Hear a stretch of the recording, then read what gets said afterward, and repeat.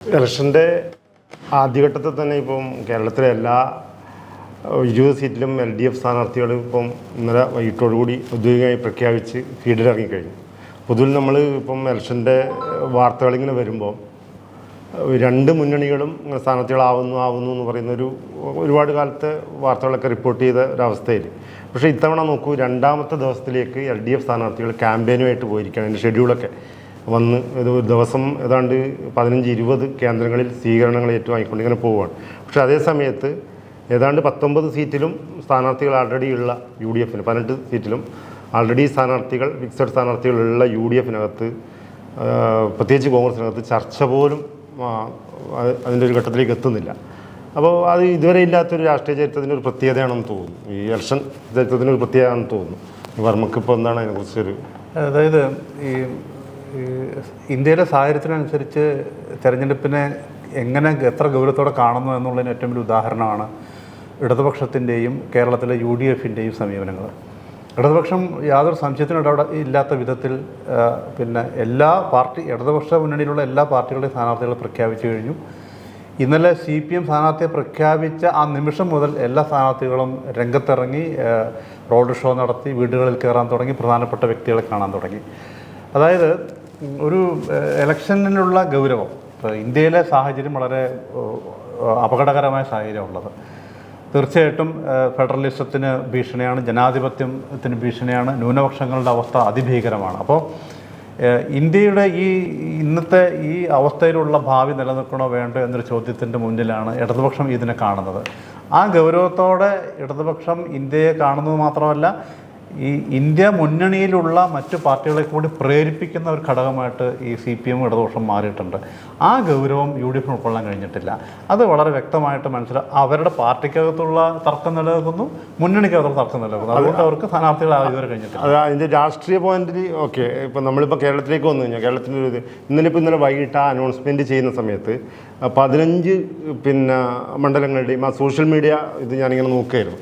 ആ സമയത്ത് ആ യൂത്തുകൾ, ഈ പുതിയ കാലത്ത് അറിയാലോ, സോഫ്റ്റ് വീഡിയോകൾ അത് ഓരോ ആൾക്കാരും സ്വയം, അതാണ് അങ്ങനെ വരുന്നത്. മറ്റേ മൊത്തത്തിലൊരു കേന്ദ്രീകൃത അവസ്ഥയിലോ ഒക്കെ ചെയ്യുന്നത് അവർ ഏറ്റെടുത്തിട്ട് ഇപ്പോൾ ഇന്നലെ വടകരയിലത്തെ ഒരു വിഷയമൊക്കെ കണ്ടിട്ടുണ്ടാവുന്നത് ഏതാണ്ട് കൊട്ടിക്കലാശത്തിൻ്റെ മൂഡിലുള്ള ഒരു പടമൊക്കെയാണ് സോഷ്യൽ മീഡിയയിലൊക്കെ.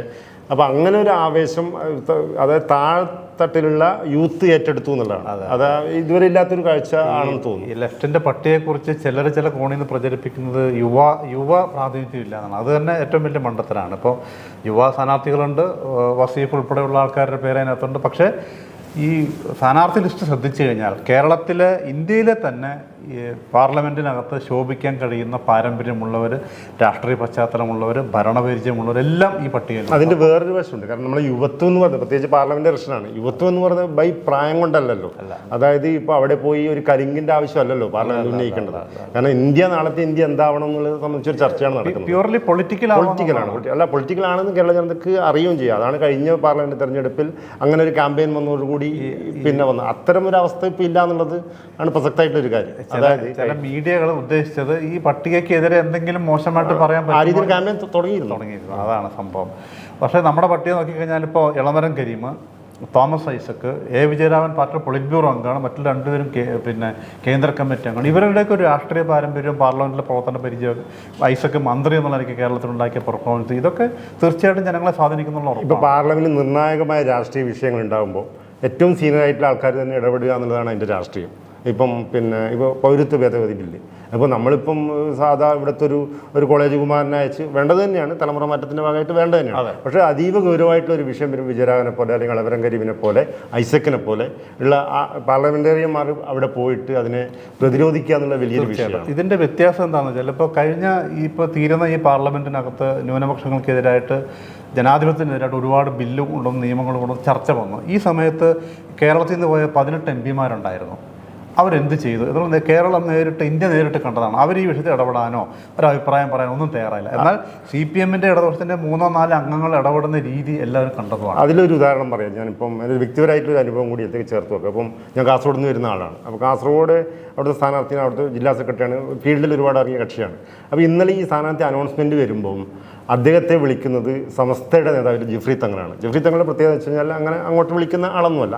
പക്ഷേ അദ്ദേഹം വിളിച്ചിട്ട് അദ്ദേഹം പറയുന്നതും പക്ക പൊളിറ്റിക്കലായിട്ട് സാധനമാണ്. കാരണം ഈ കാലം ആവശ്യപ്പെടുന്ന രീതിയിൽ ഇടപെടൽ നിങ്ങളിൽ ഉണ്ടാവും എന്നുള്ള പ്രതീക്ഷയാണ്. ഇപ്പോൾ പൗരത്വ ഭേദഗതി ബില്ലൊക്കെ ആയിട്ട് വന്നിട്ട് അപ്പോൾ ആ രീതിയിൽ പൊളിറ്റിക്കൽ അല്ലാതെയും പിന്നെ എന്ന് വെച്ചാൽ പിന്നെ പൊതു സമൂഹത്തിലേക്ക് ഇറങ്ങാൻ പറ്റുന്ന ഒരു മൂവ്മെൻറ്റ് പിന്നെ ഈ ക്യാമ്പയിനിലൂടെ വരുന്നുണ്ട് എന്നുള്ളതാണ്. മാത്രമല്ല, ഈ കഴിഞ്ഞ പാർലമെന്റ് സെഷനിൽ കോൺഗ്രസിൻ്റെ MP-മാരെ സസ്പെൻഡ് ചെയ്തു.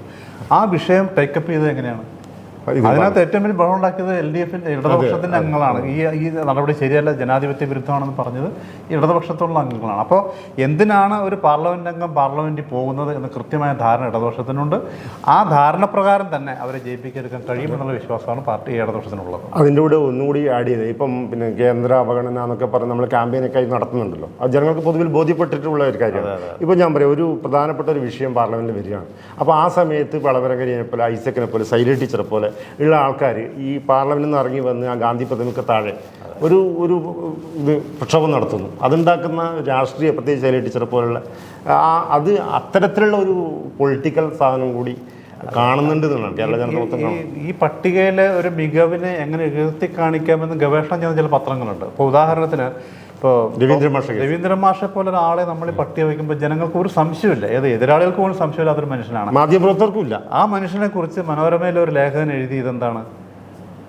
CMRL ഉടമ പിന്നെ മുതലാളിയായ കർത്താവിൻ്റെ അകന്ന ബന്ധുവായ പിന്നെ അധ്യാപകനായ മന്ത്രി അല്ലെങ്കിൽ മുൻ മന്ത്രി എന്നുള്ള പരിചയപ്പെടുത്തും. അതൊക്കെ ഈ വളഞ്ഞു പിടിച്ച് മൂക്ക് പിടിച്ച് എങ്ങനെ ഈ സ്ഥാനാർത്ഥിയെ മോശക്കാരനാക്കി എടുക്കാം അല്ലെങ്കിൽ ചീത്തയെ അവതരിപ്പിക്കാം എന്നുള്ള വളരെ എന്താ പറയുക ദുഷ്ടലാക്കോട് കൂടി മാത്രം ചിന്തിക്കുന്നവർക്ക് മാത്രമേ. അത്തരം പ്രചരണങ്ങളൊന്നും പുതിയ കാലത്തൊന്നും യേശുന്ന കാര്യങ്ങളൊന്നുമില്ല. അത് അവരവരുടെ ഒരു രാഷ്ട്രീയ ആശ്വാസങ്ങൾ നമ്മുടെ ലേഖകന്റെ താല്പര്യം ചെയ്യുന്നു. അതാണ് സോഷ്യൽ മീഡിയയുടെ ഗുണം. യുവാക്കൾ ആ സെക്കൻഡിൽ തന്നെ പൊളിച്ചു കൊടുക്കാൻ വേണ്ടിയിട്ട് കഴിഞ്ഞിട്ടുണ്ട്. അപ്പോൾ പൊതുവിൽ നമുക്ക് ഓരോ വ്യക്തി എടുത്താലും ഓരോരുത്തരുടെ പേര് പറഞ്ഞാൽ നമുക്ക് അവതരിപ്പിക്കാൻ പറ്റുന്ന സ്ഥാനാർത്ഥികളാണ്. ഇപ്പോൾ CPIയുടെ പന്നിൻ രവീന്ദ്രൻ തിരുവനന്തപുരത്ത് നിൽക്കുന്നത് ഏറ്റവും സീനിയർ ആയിട്ടുള്ള നേതാവാണ്. അദ്ദേഹം ഇറങ്ങിയപ്പോൾ തന്നെ പറഞ്ഞത് അത് വലിയ മത്സരം തന്നെ തിരുവനന്തപുരത്ത് ഉണ്ടാകാൻ പോകുന്നതെന്നുള്ളതാണ്. ഇപ്പോൾ തൃശ്ശൂർ സുനിൽകുമാർ, സുനിലിന്റെ സോഷ്യൽ മീഡിയ ഇതൊക്കെ കണ്ടു കഴിഞ്ഞാൽ ഇപ്പോഴും യുവത്വം നിലനിർത്തിക്കൊണ്ട് മുന്നേറുന്ന ഒരു നേതാവാണ്.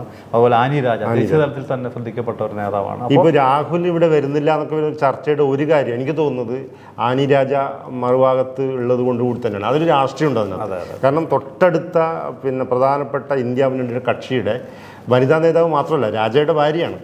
ആ അർത്ഥത്തിലൊരു രാഹുൽ അതൊക്കെ ചിന്തിക്കുന്ന നേതാവ് ചിന്താഗതി വരും. ഇതിനൊപ്പം നമ്മൾ കാണേണ്ടത്, നമ്മൾ 20 സീറ്റിലെയും ഇടതുപക്ഷ 20 സീറ്റിലെയും സ്ഥാനാർത്ഥികളെ പ്രഖ്യാപിച്ചു. UDFന് 18 MP-മാരാണ്. അതെ, ഞാൻ ആദ്യം പറഞ്ഞു. ബാക്കി 2 സീറ്റിലെ കാര്യങ്ങൾ തീരുമാനിക്കാൻ അവർക്ക് ഇപ്പോഴും കഴിഞ്ഞിട്ടില്ല, പ്രത്യേകിച്ചും വയനാടും ആലപ്പുഴയും. അതാണ് ആ ചെറിയ കാര്യം പോലും അവർക്ക് തീരുമാനിക്കാൻ പറ്റാതെ എന്ത് ഐക്യത്തിലും അല്ലെങ്കിൽ ഇവർ ഈ ഇങ്ങനെയുള്ള ഒരു പാർട്ടിയും മുന്നണിയും പാർലമെന്റിൽ പോയിട്ട് എന്ത് ചെയ്യും ഇടതുപക്ഷത്തിന് അല്ലെങ്കിൽ ന്യൂനപക്ഷങ്ങൾക്ക് വേണ്ടിയിട്ട്, ജനാധിപത്യത്തിന് വേണ്ടിയിട്ട് എന്നുള്ള ഒരു ചോദ്യം ഉയരുന്നുണ്ട്. ഈ ചോദ്യം തന്നെയായിരിക്കും ഇവിടുത്തെ പ്രധാനപ്പെട്ട ചർച്ച എന്ന് എനിക്ക് തോന്നുന്നു. അപ്പോൾ അതിലിപ്പോൾ നമ്മൾ ഈ ലീഗിൻ്റെ ഒരു 3-ാം സീറ്റിൻ്റെ ഒരു കാര്യം പറഞ്ഞില്ലേ, അത് 3-ാം സീറ്റിന് വേണ്ടിയിട്ടുള്ള മാത്രം പോരാട്ടമായിട്ട് കാണുന്നില്ല. കാരണം വെച്ച് കഴിഞ്ഞാൽ ഈ കോൺഗ്രസിനകത്ത് വർമ്മ നേരത്തെ പറഞ്ഞ അസ്ഥിരത ഉണ്ടല്ലോ, അത് അവരെ വല്ലാണ്ട് അവരെ അസ്വസ്ഥരാക്കുന്നുണ്ട്. കാരണം ഈ സംഘടന ഇങ്ങനെ ആയാൽ പോരാ. അപ്പോൾ അതുകൊണ്ട് ആ ഒരു മുന്നറിയിപ്പ് കൊടുക്കും. കാരണം പാർട്ടിക്ക് അകത്തിരുന്നിട്ട് അവർക്ക് ചെയ്യാൻ പറ്റില്ല. പുറത്തുനിന്ന് മുന്നണി എന്ന രീതിയിൽ അവർ പറയുകയാണ്. കാരണം ഇങ്ങനെയല്ല ജനങ്ങൾ പ്രതീക്ഷിക്കുന്നത്. കാരണം സുധാകരൻ്റെയൊക്കെ തെറിവിളി എന്നൊക്കെ പറഞ്ഞു കഴിഞ്ഞാൽ അതിനൊക്കെ പരിധിയില്ല. ആ അർത്ഥത്തിൽ പരിധിയില്ലാതെ പോകുന്ന ആ സാധനം ഇങ്ങനെ പോയാൽ പോരാ എന്നുള്ള മെസ്സേജ് കൂടിയാണ് ലീഗ് കൊടുക്കുന്നത്. വിഷയം അതിനകത്ത് ഒരു സീറ്റിൻ്റെ മാത്രം പ്രശ്നമല്ല. ലീഗിനകത്തുള്ള വലിയൊരു പ്രതിസന്ധി ഉണ്ട്. പ്രത്യേകിച്ച് സാധാരണക്കാരായ മനുഷ്യർ ലീഗിൻ്റെ കൂടെ നിന്നവർ ചിന്തിക്കുന്ന ഒരു പോയിന്റ് ഉണ്ട്. എന്തിനാണ് നമ്മൾ ഈ കോൺഗ്രസിൻ്റെ കൂടെ നിൽക്കുന്നതെന്നൊരു ചോദ്യം വരില്ല. കാരണം നിർണായകമായ ഒരു ഘട്ടത്തിൽ പോലും കോൺഗ്രസ് പ്രതികരിച്ചിട്ടില്ല, ശബ്ദിക്കാൻ തയ്യാറായിട്ടില്ല. മുത്തലാഖ് ബില്ല് സമയത്ത് അവർ ബിരിയാണി അങ്ങനെ കോമഡി ആയിട്ട് വന്നൊരു സാധനം കല്യാണത്തിന് വന്നതാണ്. അപ്പോൾ ആ സംഘർഷമാണ് ഇങ്ങനെയൊക്കെ പുറത്തു വന്നുകൊണ്ടിരിക്കുന്നത്. അത് തീർച്ചയായിട്ടും വോട്ട് പ്രതിഫലിക്കുന്ന തന്നെ മനസ്സിലാക്കി. ഇപ്പോൾ അവർ തന്നെ പറയുന്നുണ്ട് പൊന്നാനി സീറ്റ് ഓൾറെഡി കയ്യിൽ നിന്ന് പോയി എന്നാണ് ലീഗുകാരുടെ തന്നെ അർത്ഥത്തിൽ വലിയൊരു മുന്നേറ്റം. കാരണം അവരുടെ ഇടയിൽ തന്നെ വന്ന ഒരു കക്ഷി എന്നുള്ള രീതിയിലും അതെ ലീഗിന്റെ വാട്ടർലുവായി പൊന്നാനി മാറും എന്ന് മാധ്യമങ്ങൾ എഴുതി കഴിഞ്ഞു ഇപ്പോൾ. അതുകൊണ്ട് ആ നിലയ്ക്കുള്ള ഒരു വലിയ മുന്നേറ്റത്തിന് ഇപ്പോൾ സാധ്യത കാണുന്നുണ്ട്. രാഷ്ട്രീയ രംഗത്ത് വലിയ സജീവ ചർച്ചയിലേക്ക് കടക്കുകയാണ്. UDFന്റെ സ്ഥാനാർത്ഥികളെല്ലാം ആയിക്കഴിഞ്ഞാൽ വലിയ പോരാട്ടത്തിലേക്ക് തന്നെയാണ് കേരളം പോകുന്നത്. പ്രത്യേകിച്ച് പറയേണ്ടത് ഈ BJPയുടെ അസാന്നിധ്യം കേരളത്തിൽ അവരുടെ ഈ പിന്നെ നിലവിലുള്ള ശക്തികൾ പിന്നോട്ടാണ് പോകുന്നത് എന്നുള്ളതാണ് ഇപ്പോൾ അവരുടെ ഏറെ സമ്മേളനങ്ങളും യോഗങ്ങളും എല്ലാം അല്ല ഡിജിറ്റ് 2 ഡിജിറ്റ് ചേർക്കുന്നു പറഞ്ഞാൽ ശരിയാണ്. EP പറഞ്ഞിരിക്കുന്നത് 2-0 എന്നുള്ള 0 എന്നുള്ള ഡേറ്റിലേക്ക് മാത്രം കണ്ടിന്യൂ ചെയ്യാൻ പറ്റും. മാധ്യമങ്ങൾ അങ്ങനെ കാർട്ടൂണും വരച്ചിട്ടുണ്ട് ആ 0ത്തിലേക്ക് ചാടുന്ന രീതിയിലുള്ള. അതാണ് വസ്തുത. ഫാക്ഷൻ കട്ട് ശ്രമിച്ച എല്ലാവർക്കും നന്ദി, നമസ്കാരം.